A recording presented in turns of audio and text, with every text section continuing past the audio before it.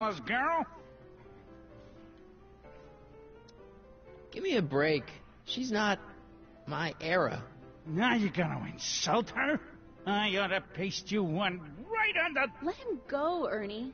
Jeez, you're a mean drunk. Excuse me, are you Trixie Trotter? That's what it says on my dressing room door. At least it would if I had a dressing room. Let me see if I can get the brightness up on here.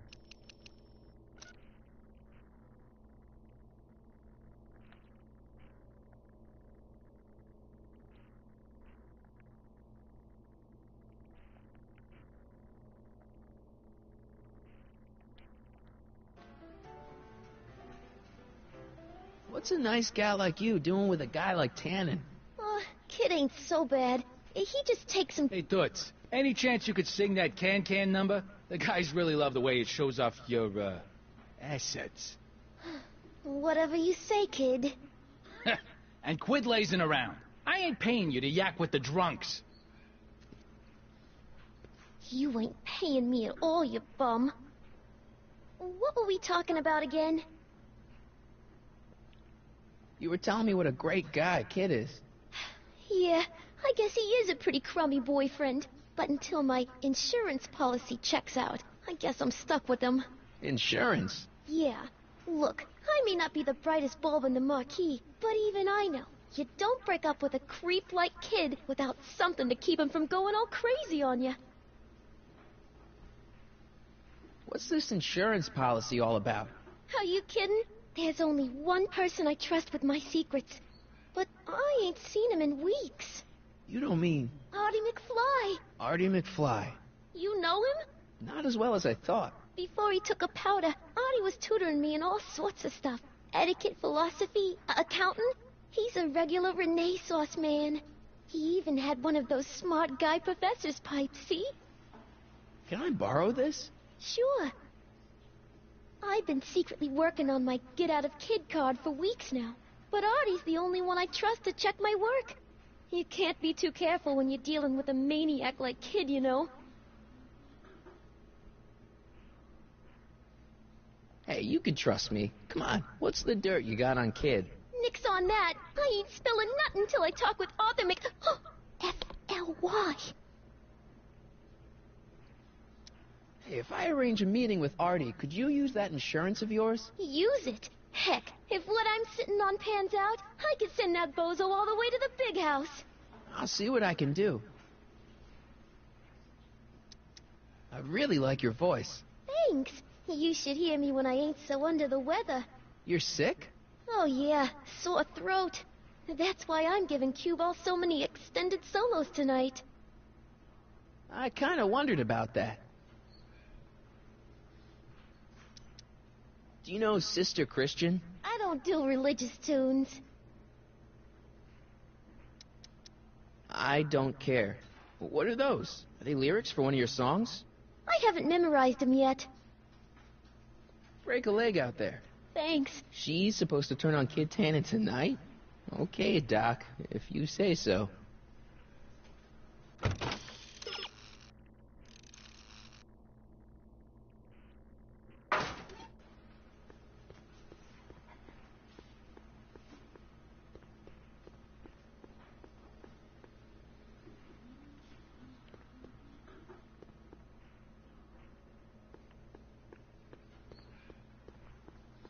How do I get out of this place?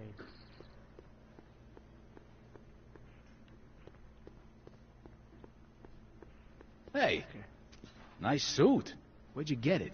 Costume shop at the mall. I had it custom made. Yeah? Quality material. Who are you? Where you from? The name's, Michael Corleone. Nobody. I mean, you don't know me. I come from a very different place. Come on, what's the dope? Spill it, or I'll... Go easy, kid. From the cut of the suit, I'm thinking he might be with the Valenti gang. Is that so? Yes? Prove it.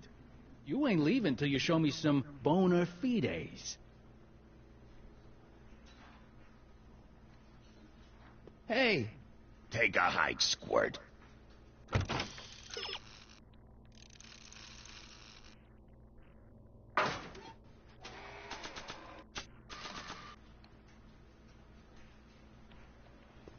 I've got a little something here that might convince you. Don't even blink. It's not a real gun. It's not a real gun, I swear. It's a gift from Don Valenti. See? To your family from mine, in gratitude for your continued service, J.J. Valenti. Looks like little Mikey Corleone here really is with the Sacramento boys. You got stones, Pee-wee. I like that. Have yourself a drink on the house. Matches. Put down your gun. You look like a moron.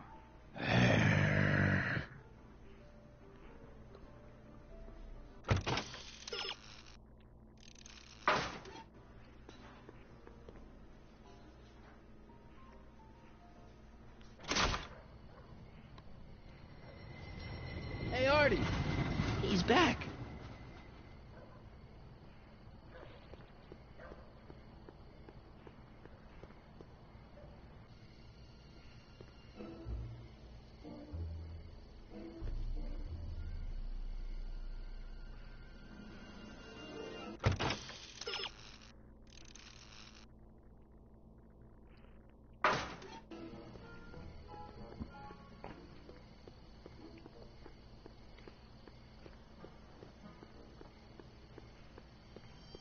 Pardon me, sir. From the way you're dressed and your general aura of seediness, I can infer only one thing. You're heading for Tannen's Speakeasy. Am I right? No. At least you possess enough shame to lie about it. Unfortunately, I don't have the power to stop you, but I beg you to tarry here a few more seconds and listen to my song. Me, me, me, me, me. You say you've lost your self-respect, but you should care. What in heaven's name? Oh, sorry, Miss Strickland. Just a little experimental prototype gone momentarily awry. Mr. Brown, why is there a dog in that vehicle? Why? Well, to advance the human condition, of course. Hello, Mike. Mike? Mr. Corleone, what are you doing in that getup? I'm going undercover. How exciting! You'll have to give me an exclusive sometime. Right now, I've got some souls to save. And you'll have to get an eyeful of my newest experiment. You're not angry about the rocket drill? Water over the bridge. I've moved on to bigger and better things. Come by the gazebo when you get a chance. I'll be setting up. You won't believe what Einie and I have been up to.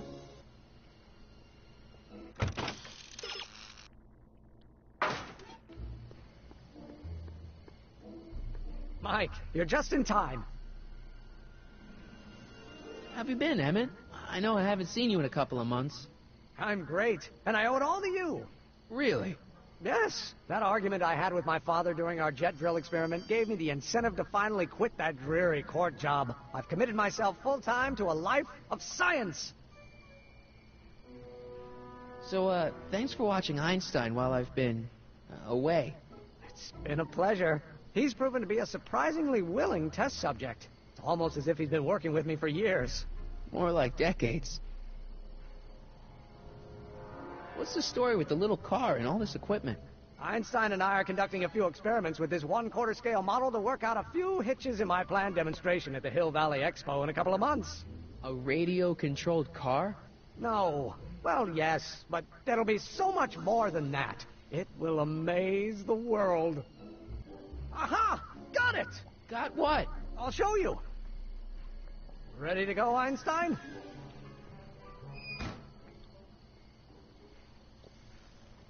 Watch this. When this baby hits 23 miles per hour, you're gonna see some serious cow flop.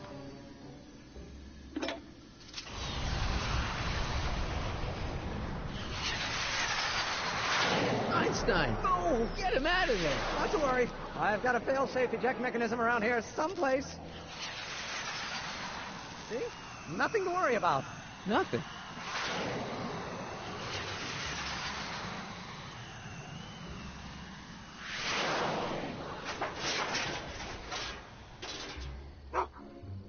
go see if I can find something to help. Or someone.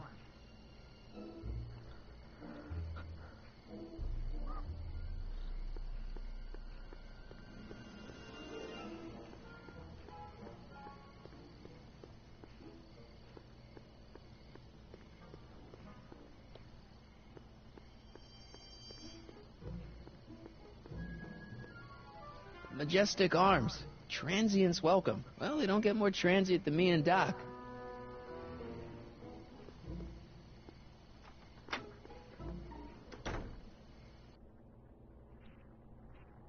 Hey, Doc.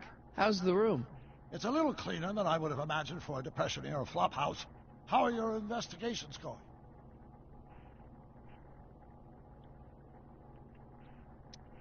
I saw him.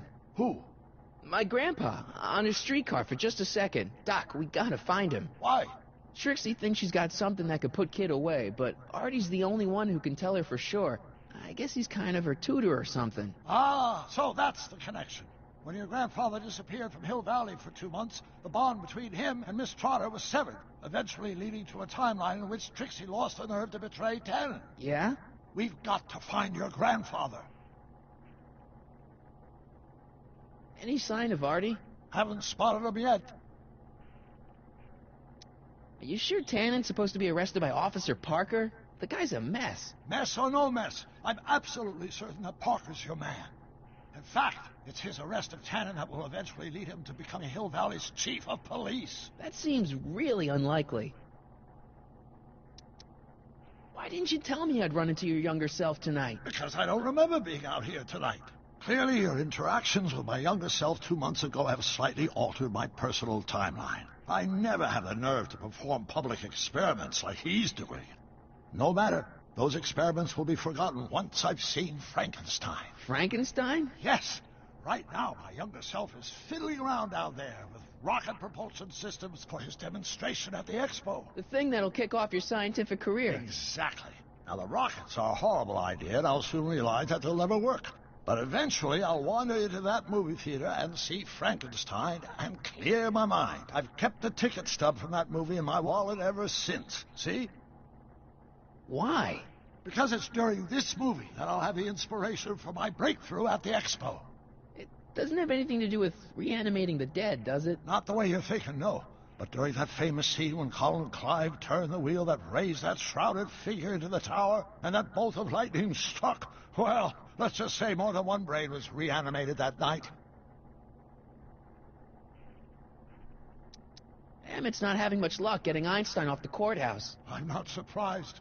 Einstein's a smart dog, but heights give him the willies. What can we do? I've got it. What? Just get my younger self distracted, and I'll handle the rest. Where'd you park the DeLorean?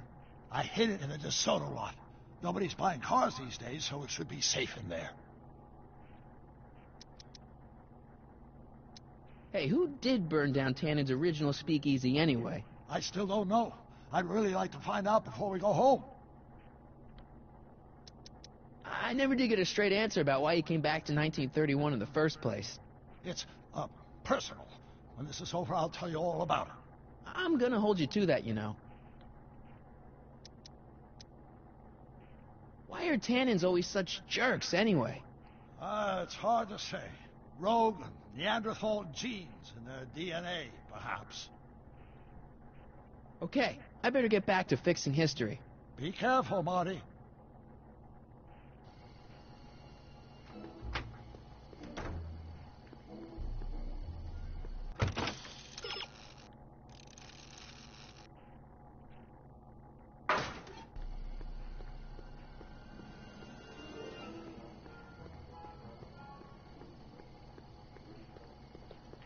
That's courthouse. Don't worry, Emmett. I'm sure you'll get it right someday. Oh, I'm not worried about that. Right now, I'm more concerned with Einstein.